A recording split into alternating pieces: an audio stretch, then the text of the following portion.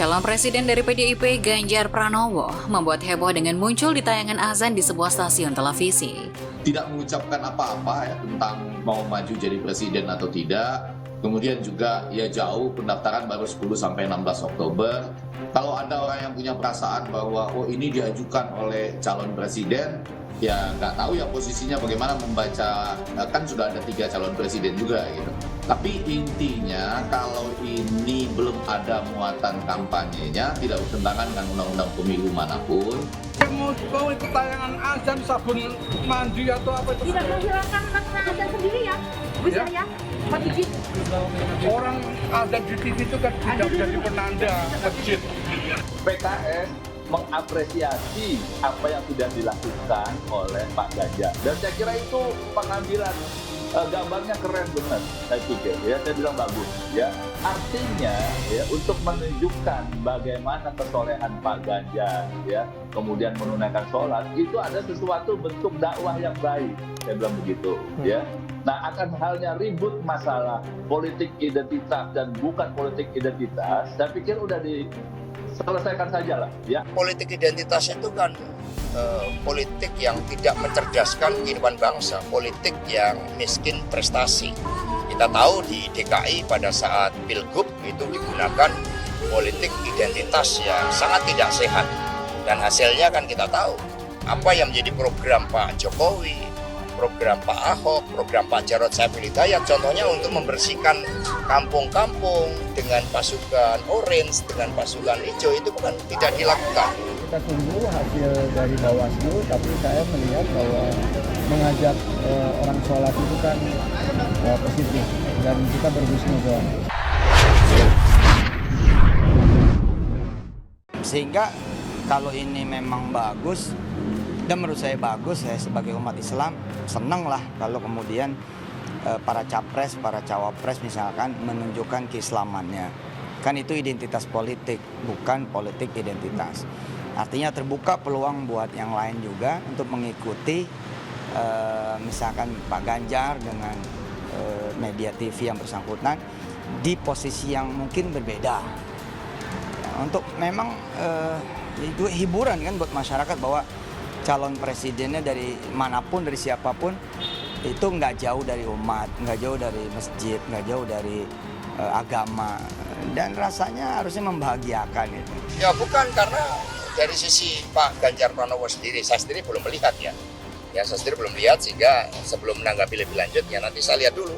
Tetapi Pak Ganjar Pranowo ini kan sosok yang religiusitasnya ini tidak dibuat-buat. Sekjen PKS Abu Bakar Al-Habsyi tampak sangat santai menanggapi strategi tersebut. Ya, namanya usaha dalam politik, kata Abu Rabu 13 September. Ia berpendapat dalam dunia usaha berbagai langkah dilakukan untuk cari-cari simpati merupakan sesuatu yang biasa. Karena itu, Abu tidak mau memberi tanggapan terlalu jauh atas strategi-strategi seperti itu. Menurut Abu, Badan Pengawas Pemilihan Umum atau Bawaslu RI sebenarnya menjadi yang paling berhak memberikan penilaian atas langkah-langkah seperti itu. Jadi tidak perlu repot-repot partai-partai lain ikut mengomentari. Namanya dunia usaha, cari-cari tinggal Bawaslunya lah, ujar Abu. Abu tidak memberikan komentar banyak soal banyak warganet yang merasa itu sebagai salah satu wujud politik identitas. Ia berpendapat upaya-upaya seperti itu lewat tayangan azan menunjukkan semangat dari tim Ganjar. Kalau saya sih wajar-wajar saja, namanya semangat, kata Abu. Bawaslu RI sendiri sudah menyampaikan hasil kajian mereka terhadap azan di televisi yang menampilkan capres dari PDIP tersebut. Ketua Bawaslu Rahmat Bagia mengatakan tayangan azan berisi Ganjar itu bukan kampanye.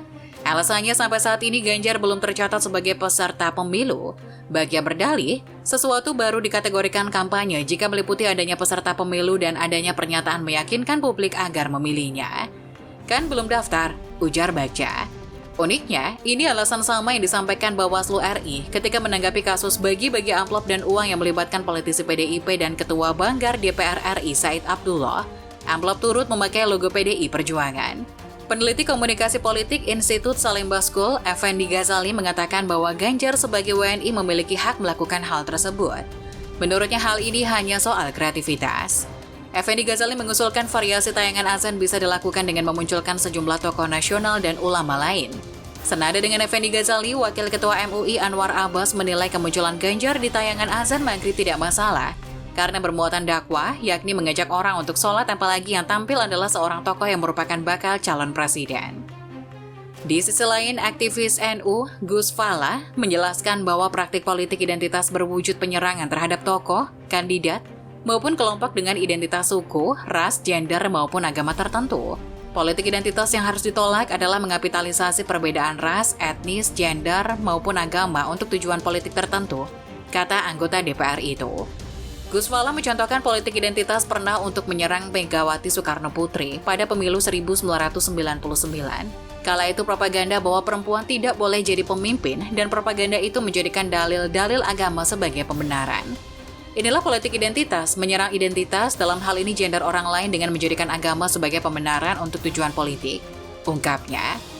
Selain itu, politik identitas juga digunakan pada pemilu gubernur atau Pilgub DKI Jakarta 2017. Kala itu propaganda yang dimainkan adalah ajakan untuk tidak memilih kandidat yang tidak beragama tertentu. Contoh politik identitas lainnya tampak pada Pilgub Sumatera Utara 2018. Isu yang digunakan adalah warga asli dan pendatang.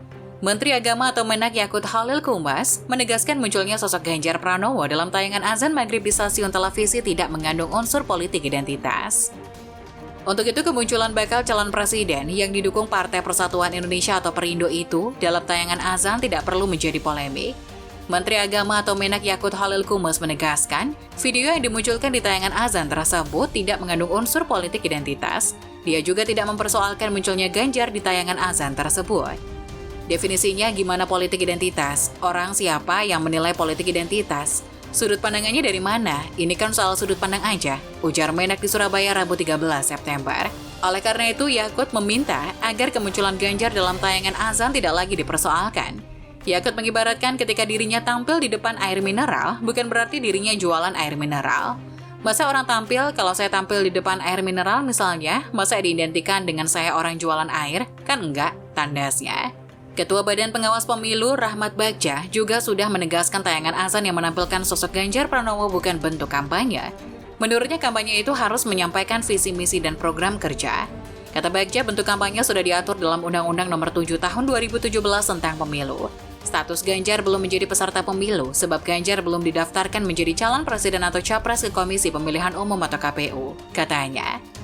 Sedangkan Komisi Penyiaran Indonesia atau KPI memutuskan bahwa tidak ada pelanggaran dalam tayangan azan yang menampilkan sosok bakal calon presiden PDI Perjuangan Ganjar Pranowo di salah satu stasiun televisi swasta.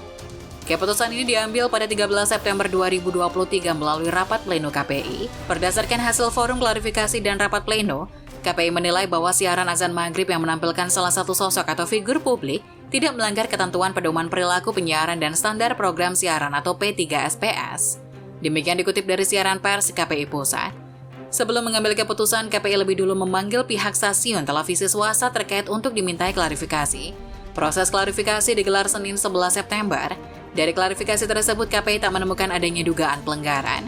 Kedepan, KPI mengingatkan semua lembaga penyiaran untuk tetap menjaga independensi selama pelaksanaan pemilu 2024. KPI mengimbau kepada seluruh lembaga penyiaran untuk tetap mengedepankan prinsip adil, tidak memihak, dan proporsional dalam menyiarkan program siaran demi menjaga penyelenggaraan pemilu 2024 yang demokratis. Demikian siaran pers KPI Pusat. Adapun langkah selanjutnya terkait isi siaran kepemiluan yang berpotensi melanggar, KPI akan menindaklanjuti dengan berkoordinasi bersama gugus tugas yang terdiri dari Komisi Pemilihan Umum, Badan Pengawas Pemilihan Umum, KPI, dan Dewan Pers. Lanjut siaran pers.